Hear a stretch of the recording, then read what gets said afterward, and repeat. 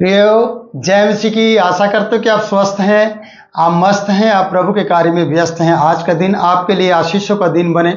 और हम एस्तेर की किताब उसका दूसरे अध्याय में आ चुके हैं और दूसरे अध्याय के पहले पद में हम देखते हैं कि एस्तेर रानी का पटरानी बनाना। वस्ती रानी पटरानी के पद से हट चुकी है, क्योंकि उसकी जिद के कारण, उसके हट के कारण और इनकार के कारण और राजा को तुच्छ जानने के कारण से, इसलिए उसका पद चला गया है। वो रखेलियों में रखी गई है और इस तरीके से कहते हैं कि वो द्वारा कभी भी राजा के सामने नहीं आएगी। क्यों? क्योंकि उसने राजा की बात को नहीं माना। इसलिए प्रियो, यहाँ पर इन बातों के पश्चात ऐसा हुआ कि जब राजा शेर्स का गुस्सा ठंडा हुआ या ठंडा पड़ गया, तब उसने रानी वस्ती की और जो काम उसने किया था और जो उसके विषय में आज्ञा निकली थी उसकी भी सुधि ली। आपको मैं ये बताना चाहता हूँ कि गुस्सा हमेशा नहीं बना रहता है, और राजा का गुस्सा ठंडा हुआ और राजा ने फिर से उसकी सुधि ली और उसके विषय में जो आज्ञा निकली थी उसकी भी उसने सुधि ली। तो मैं ये कहना चाहता हूँ कि रानी वस्ती के पास नहीं गया या रानी वस्ती को फिर से नहीं बुलाया गया, पर मैं ये कहना चाहता हूँ कि उसकी सुधि ली गई। तब हम दूसरे पद में आते हैं।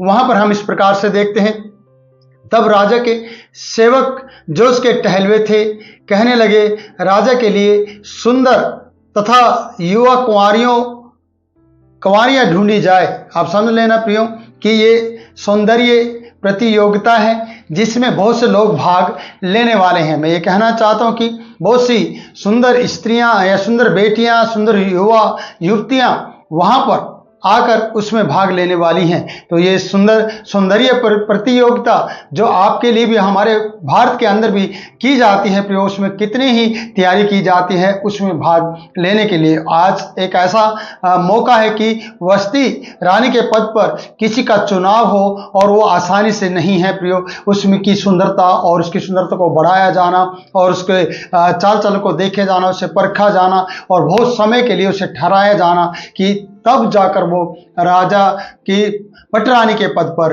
नियुक्त हो सकती है। तो प्रियो, मैं ये कहना चाहता हूँ, तीसरे पद में हम इस प्रकार से देखते हैं, और राजा अपने राज्य के सब प्रांतों में लोगों को इसलिए नियुक्त करे, जब वो टहलवे लोग उसे सलाह दे रहे थे कि वे सब सुंदर युवा कुंवारियों को सुसनगढ़ के रनवास में इकट्ठा करें और स्त्रियों के प्रबंधक हैगे को, जो राजा का खोजा था, सौंप दे और शुद्ध करने के योग्य वस्तुएं उन्हें दी जाए।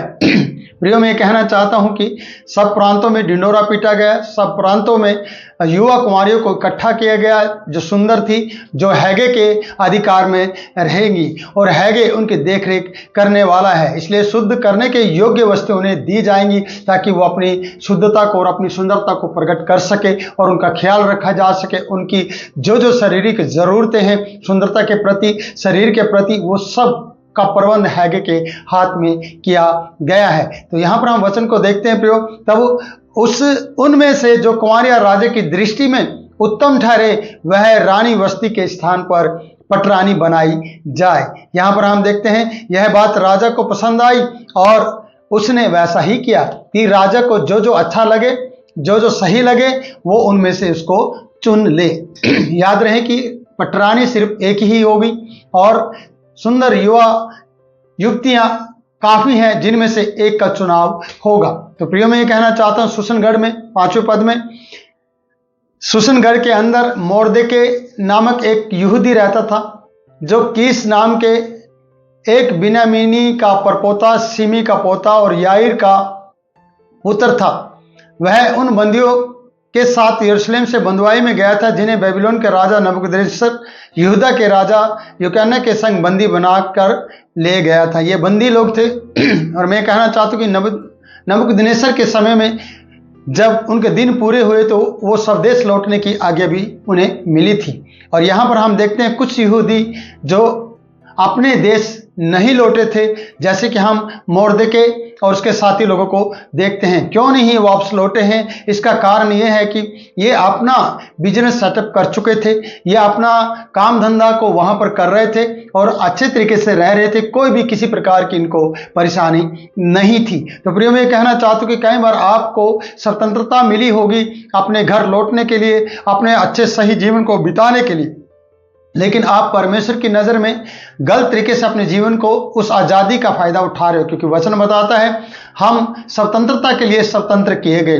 हम आज़ादी के लिए आज़ाद किए गए, ताकि हम औरों को भी आज़ाद कर सके।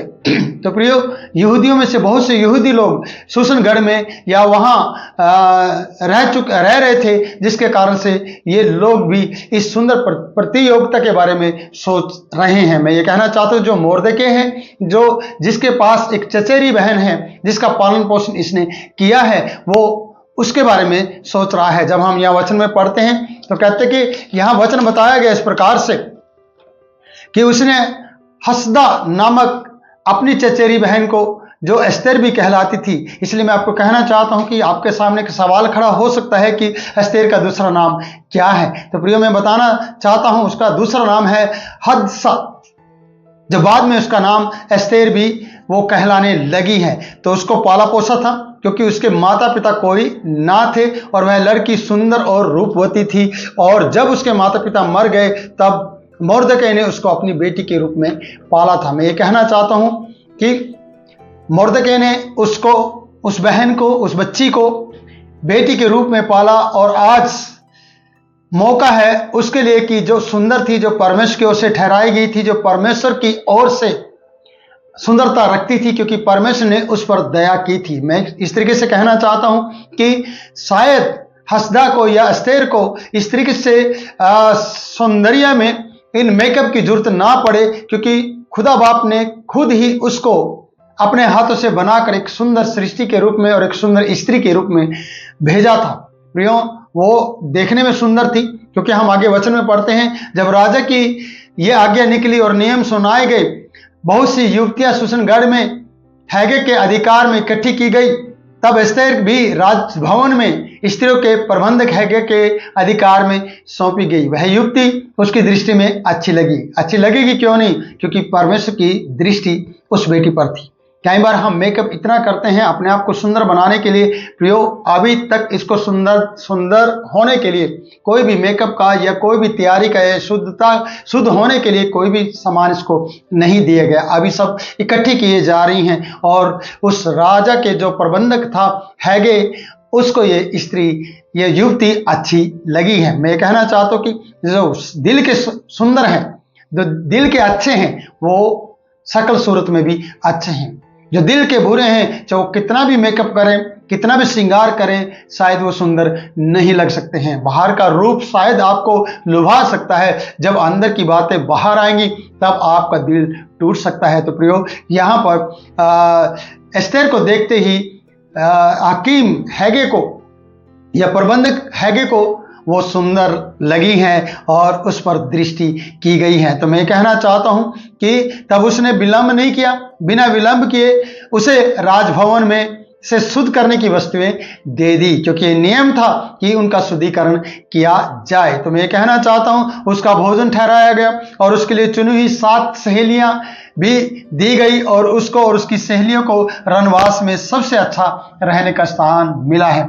उसको सहेलियां दी गई, किसको? एस्तेर को, और रनवास में उसे रहने का सबसे अच्छा स्थान मिला है। उसका भोजन का प्रबंध किया गया और उसके लिए सारे सौंदर्य को तैयार करने के लिए, सुंदर होने के लिए बहुत सी ऐसी वस्तुएं दी गई, सुगंध पदार्थ दिए गए। मैं ये कहना चाहता हूं कि परमेश्वर की उन बेटियों का जिनका कोई भी नहीं है, परमेश्वर के बेटों का जिनका आगे पीछे कोई भी नहीं है, याद रखना, अगर आप चरित्र के अच्छे हैं, अगर आप विश्वास रखते हैं, अगर आप परमेश्वर के ऊपर भरोसा रखते हैं, तो याद रखिएगा परमेश्वर कहीं ना कहीं आपके प्रति योजना में है और कहीं न कहीं वो आपके लिए कुछ अद्भुत करने जा रहा है। इसलिए आप लोगों को सोचना है कि मेरा परमेश्वर जिसने मुझे यहाँ पर रखा है, जिसने मुझे अकेला छोड़ा है, आज वो मेरे लिए खड़ा हो जाएगा। तो आज आपके लिए परमेश्वर आपके कार्य के लिए, आपकी सौंदर्य के लिए, आपको उस प्रतियोगिता में भाग लेने के लिए तैयार कर रहा है, जिसके लिए आपने कभी सोचा भी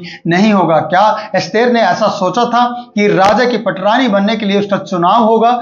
मेरे प्रियो, ऐसा कभी नहीं सोचा था। ना मोर्देके ने सोचा था कि मेरी बेटी, जिसको मैंने बहन जो बेटी के रूप में पाली है, चचेरी बहन को, तो उसको यह मौका मिलेगा। पर प्रियो, परमेश्वर अपनी योजना में कार्य करता है। परमेश्वर आपके प्रति हमेशा जागृत रहता है और परमेश्वर हमेशा आपके प्रति सोचता है और अच्छे कार्य करने के लिए तैयार होता है। कई बार हम ही परमेश्वर को नकार देते हैं, कई बार हम ही उससे पीछे हट जाते हैं, पर हमें पीछे हटने की जरूरत नहीं है, क्योंकि सच्चा जीवित परमेश्वर जागृत है और वो आपके प्रति आज भी खड़ा है। प्रभु आपको बहुतायत से आशीष दे। मैं आपके लिए और आपके देह प्राण के लिए भी प्रार्थना करता हूं कि परमेश्वर आपकी दिल की सुंदरता को बढ़ाए और आपके चेहरे पर नूर आए और आपकी जिंदगी में परमेश्वर काम करे। इसलिए जो भी आपको देखे वो आपके प्रति दयालु हो जाए और आपकी जिंदगी में उसकी ओर से भी आशीष ठहरे। पिता, ये बेटा बेटी जितने मुझे देख रहे हैं, सबको तो आशीष दे, सबकी जिंदगियां बदल दे और सबके घर परिवार पर आशीष दे। वो बाहर की बातों पर नहीं,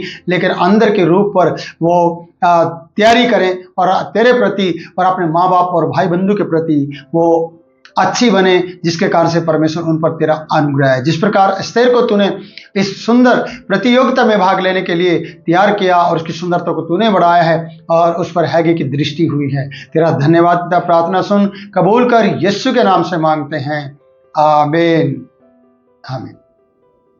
प्रियो, जय मसीह की। फिर मिलूंगा नई वीडियो में नए वचन के साथ। तब तक के लिए मैं आपसे इजाजत चाहता हूं। मुझे दे इजाजत। जय मसीह की।